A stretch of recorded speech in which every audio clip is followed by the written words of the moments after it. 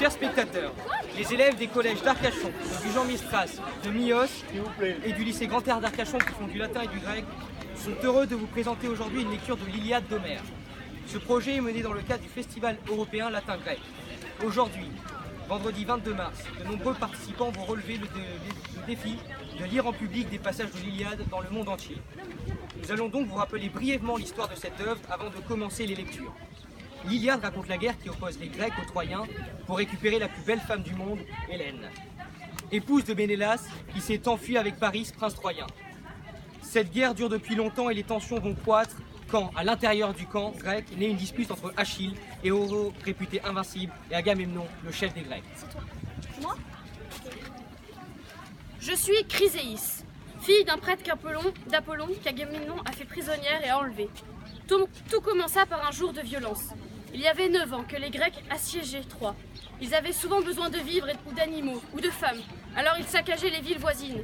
C'est ainsi qu'ils me prirent. J'étais belle. Agamemnon me vit et me prit pour lui. Il était le roi des rois, le chef des Grecs. Il m'emmena dans sa tente et dans son lit. Mais quelques jours après, mon père, prêtre d'Apollon, se présenta au camp pour m'échanger contre des présents et me délivrer. La plupart des Grecs étaient prêts à accepter son œuvre, mais Agamemnon ordonna à mon père de disparaître pour toujours. Je devais rester auprès de lui. Mon père, épouvanté, obéit. Alors, d'un seul coup, la mort et la douleur tomba sur les Grecs. Pendant 9 jours, ce fut une multitude de morts. Les Grecs comprirent qu'Agamemnon, en offensant mon père, avait offensé Apollon lui-même. Et Achille demanda à Agamemnon de me rendre à mon père pour le salut des Grecs. Agamemnon décida alors de faire ainsi, mais de prendre pour lui une part du butin qu'Achille avait gagné, de prendre la belle Briséis. Achille devint fou de colère, et c'est cette colère qui provoqua les nombreux événements qui racontent l'Iliade. Cette colère poussa Achille à l'impensable pour un guerrier aussi brave que lui, renoncer à se rendre sur le champ de bataille, renoncer à combattre pour les Troyens, aux côtés des Grecs. Cette colère entraîna de nombreuses morts, d'autres disputes, jusqu'au sein de l'Olympe où les dieux s'affrontent. Agamemnon dit: Tu veux, en gardant ta propre récompense, que je reste ainsi privé de la mienne? Je m'invite à rendre cette femme. Si les Achéens magnanimes me donnent une autre récompense, conforme à mon désir et d'égale valeur. Sinon, j'irai prendre moi-même la tienne, celle d'Ajax ou celle d'Ulysse, et j'emporterai ma prise, et il s'héritera celui que j'aurai visité.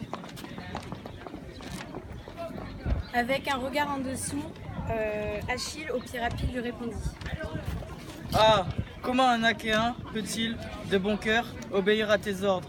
Pour aller en expédition ou combattre à force des guerriers, ce n'est pas, moi, à cause des piquets troyens que je suis venu combattre ici, car ils ne m'ont rien fait. Jamais ils n'ont enlevé mes vaches ni mes chevaux.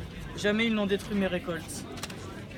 C'est toi, l'effronté, que nous avons suivi pour te plaire, pour vous obtenir auprès des Troyens une récompense. À vous, Ménélas et toi, passe de chien. De cela tu ne t'inquiètes ni ne te soucies. Et tu viens de ton chef, me menacer maintenant de m'enlever ma part d'honneur, la part que j'ai gagnée au prix de tant de peine. Il vaut bien mieux retourner chez moi, sur mes vaisseaux recourbés. Agamemnon, roi de guerriers, répond: Suis donc de ton cœur si doux. Ce n'est pas moi qui te prierai de rester à cause de moi. Et voici ma menace. Puisque Phébus, Apollon m'enlève Chryséis avec mon vaisseau et mes compagnons, je la renverrai. Mais j'emmènerai Briséis au bel jour, pour que tu saches bien à quel point je l'emporte sur toi. Achille dit: Allons, divin Patrocle, fais sortir la fille et donne-la leur, qu'ils l'emmènent. Mais que même me servent de témoin si un jour encore on a besoin de moi, pour écarter un fléau affreux du reste de l'armée. Moi, Zeus, roi des dieux et des hommes, maître du ciel et de la terre, je suis là de cette guerre stupide. 9 ans que Grecs et Troyens s'affrontent sans que rien ne change. Tout ça à cause d'Eris et de sa stupide femme. Sur terre, ce ne sont que cris, ruines et larmes. Sur le mont Olympe, les dieux eux-mêmes sont divisés et se disputent. Ma chère épouse, Héra, aux bras blancs, et ma tendre fille, Athéna aux yeux pères, soutiennent les Grecs. Et mes fils, belliqueux, Apollon et Arès, eux, souhaitent la victoire des Troyens. Jusqu'à mon frère Poséidon et mon doux Héphaïstos, qui vont s'engager auprès des Grecs. Moi, je ne souhaite que la paix et le calme, alors que l'on vient sans cesse me déranger et me demander d'arbitrer, de trancher, d'intervenir. Si j'arrive à convaincre à temps les dieux d'être neutres, je les laisserai bientôt libres de leur choix et aider qui vont leur sang. Thétis n'oublia pas les prières de son enfant, monta vers le vaste ciel et l'Olympe. Devant lui, elle s'assit, saisit ses genoux de la main gauche et de la droite, le touchant sous le menton, suppliante, adressa ses paroles à Zeus. Zeus, Père, si jamais parmi les immortels je t'ai plu par mes paroles ou mes actes, exauce ce vœu. Honore mon fils qui, entre tous, a le destin le plus court. Aux Troyens, donne l'avantage jusqu'à ce que les Achéens honorent mon fils et lui accordent plus d'honneur. Avec un grand soupir, Zeus, assembleur de nuées, répondit. Triste affaire, tu vas m'amener à traiter en ennemi Héra. Même sans cause, elle est toujours à me chercher querelle en présence des dieux immortels, prétendant que je portais aux Troyens dans les combats. Mais, pour l'instant, retire-toi, Héra ne te voit pas. Héra n'ignorait pas qu'avec lui s'était concerté Thétis au pied d'argent, fille du vieillard marrant. Aussitôt, elle s'adressa à Zeus, fils de Cronos, ces mots. Avec quel dieu encore viens-tu de comploter, perfide? Je crois que tu lui as promis réellement par un signe de tête d'honorer Achille et de faire périr beaucoup d'Achéens près de leur vaisseau. Moi, Hélène, je ne supporte plus les rumeurs des anciens de Troie. Trop vieux pour se battre, mais maîtres à bavarder toute la journée. Je les entends marmonner. Il n'est pas étonnant que tous se battent pour cette femme. N'est-elle pas l'air d'une déesse? Assurément, elle n'est pas humaine. Que les navires des Grecs la ramènent, elle est sa beauté. Notre ruine et celle de nos fils n'en finira jamais. Priam, roi de Troie, souvent a pris ma défense en me rappelant que tout cela était la faute des dieux qui ont lancé ce malheur. Et il m'a invité à regarder, du haut des remparts, les soldats se battre. Je lui ai présenté chaque héros du camp des Grecs. Agamemnon d'abord, oui, là. Agamemnon d'abord, leur chef, et Ulysse, roi d'Ithaque, célèbre pour sa ruse et son intelligence. Il y a du vent, excusez-moi.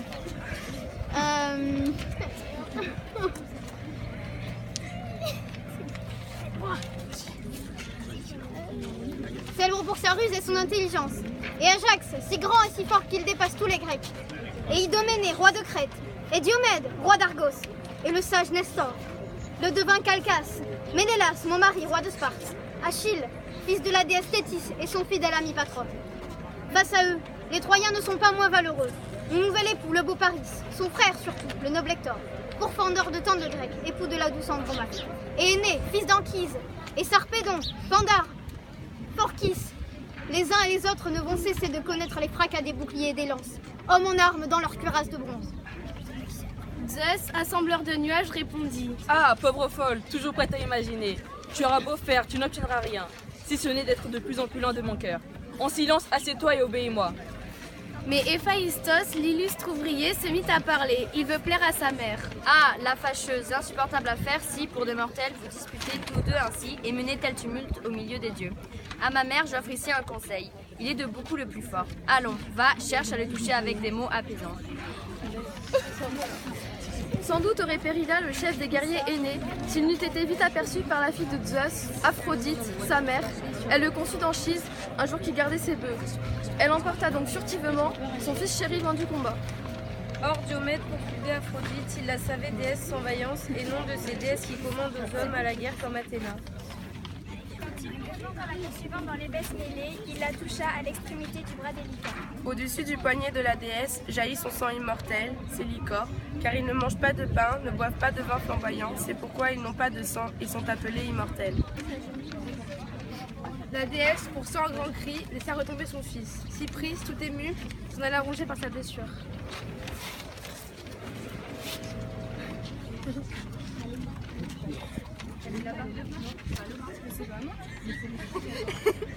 Ils s'arrêtent l'un près de l'autre. Alexandre d'abord lance sa longue javeline et atteint l'Atride. Mais le bronze ne le fend pas et la pointe au contraire se tordit sur le bouclier robuste. Daniel, Zeus, foudroyant, réunit l'assemblée des dieux sur le plus haut sommet d'Olympe. Écoutez-moi, vous tous, déesses, afin que je dise ce que mon cœur en ma poitrine m'inspire.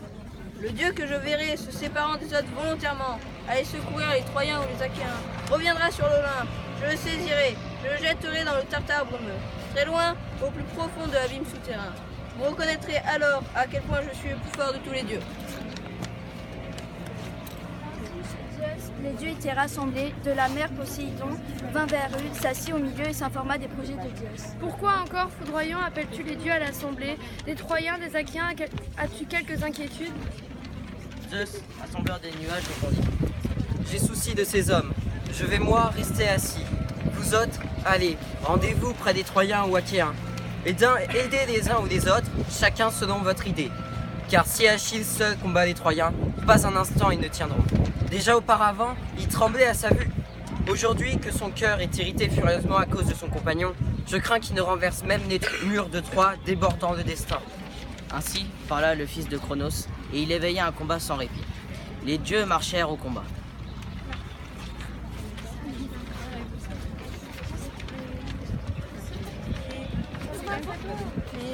Ils s'arrêtent l'un près de l'autre. Alexandre d'abord lance leur longue javeline et atteint l'Atride. Mais le bronze ne le fend pas et la pointe au contraire se tordit sur le bouclier robuste.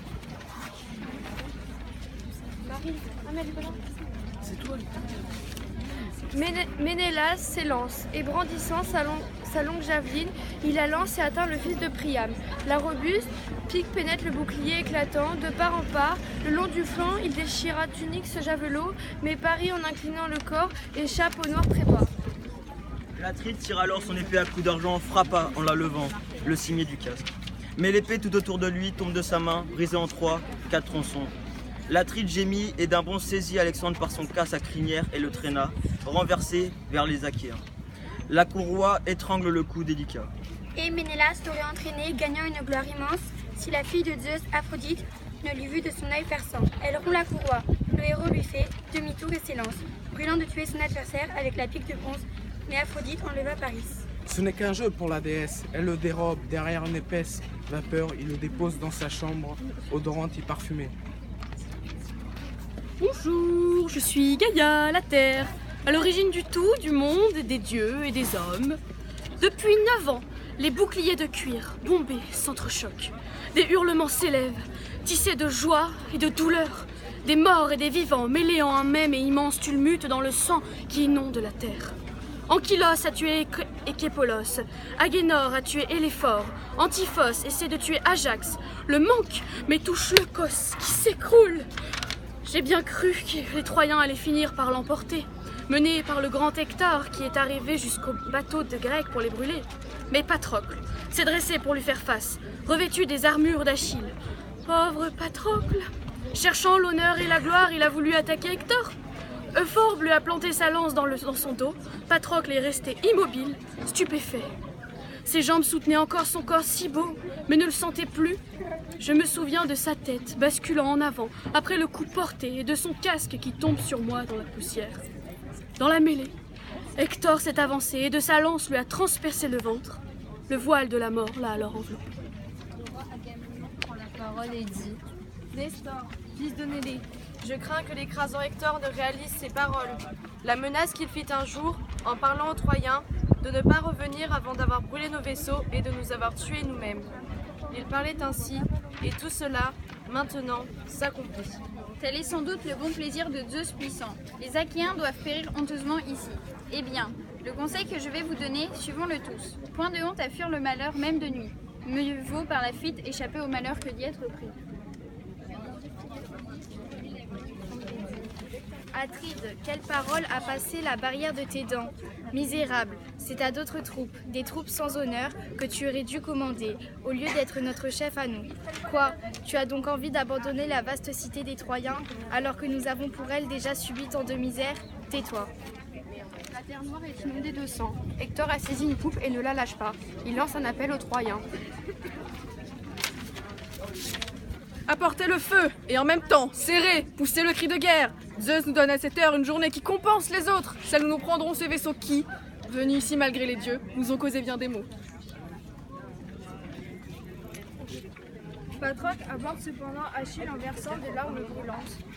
Cœur sans pitié, si ton âme cherche à éviter l'accomplissement d'un oracle, si de la part de Zeus, ta mère vénérable t'en a révélé un, moi du moins, envoie-moi vite. Permets-moi alors de couvrir mes épaules de tes propres armes. Qui sait si les Troyens, me prenant pour toi, ne s'en vont pas renoncer à se battre. Avec un grand soupir, Achille, au pied rapide, répondit. Nul oracle ne me préoccupe que je sache.